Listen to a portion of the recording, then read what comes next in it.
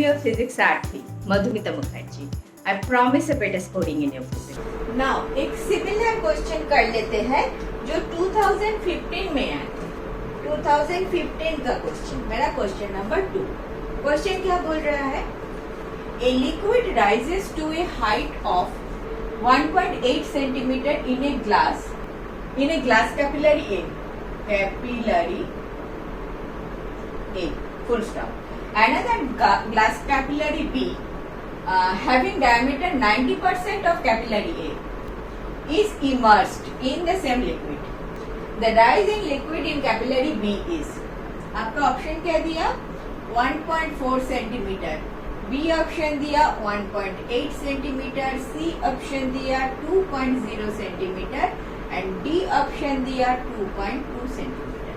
देखते हैं, सारे चीज इन सेंटीमीटर में दे दिया, ठीक है, कोई बात नहीं, तो सेंटीमीटर आउट हो जाएगा। Rises height of 1.8 centimeter in a glass capillary A, another glass capillary B having diameter 90%. लेकिन diameter मतलब रेडियस। एक बात समझ में आता है, डायमीटर अगर 90% कम हो, मीनिंग बाय रेडियस आल्सो 90% कम हो, diameter is double of radius, right? Diameter 90% कम हुआ मतलब रेडियस भी 90% ही कम हुआ, करेक्ट? अगर इसमें कंफ्यूजन है तो मुझे बताओ। अच्छा, हमने अभी क्या देखा है?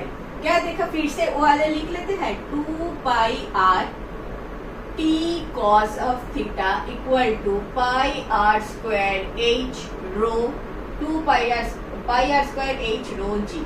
दिस इज माई इक्वेशन था। इसमें देखो 2 पाई r तो है, t cos theta is constant, तो इधर एक r तो निकल जाता है। देखो 2 pi is constant, t is constant, cos theta is constant, pi is constant, r तो है, h variable, rho is constant, g is constant.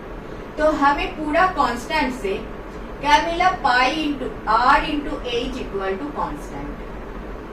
समझ में आया? 2 pi constant, t constant, surface tension of the liquid तो same liquid तो constant ही रहेगा ना, चेंज तो लिक्विड तो चेंज नहीं कर रहे हो। cos theta is constant, pi constant, R H रह गया, रो कांस्टेंट, जी कांस्टेंट, ठीक है? तो R H equal to constant, इतना तो समझ में आ गया। तो R1H1 equal to R2H2। First H1 आपका दे दिया 1.8 सेंटीमीटर एंड R2 दे दिया 90% of R1, correct? Having diameter 90%, diameter मतलब रेडियस, सेम 2 से डिवाइड हो जाएगा। 90% ऑफ R1 बोले तो 90 divided by 100 R1, 9 R1 by 10, correct? आपको H2 निकालना है, H2 equal to R1 H1 divided by R2। R1 H1 is 1.8, R2 is 9 R1 by 10। R1 निकाल दो, ऊपर चला गया तो 1.8 इंटू 10 डिवाइडेड बाई 9, एक कट हो गया, 18 by 9 equal to 2 centimetre, 2.0 centimetre. C option is correct option. समझ में आया?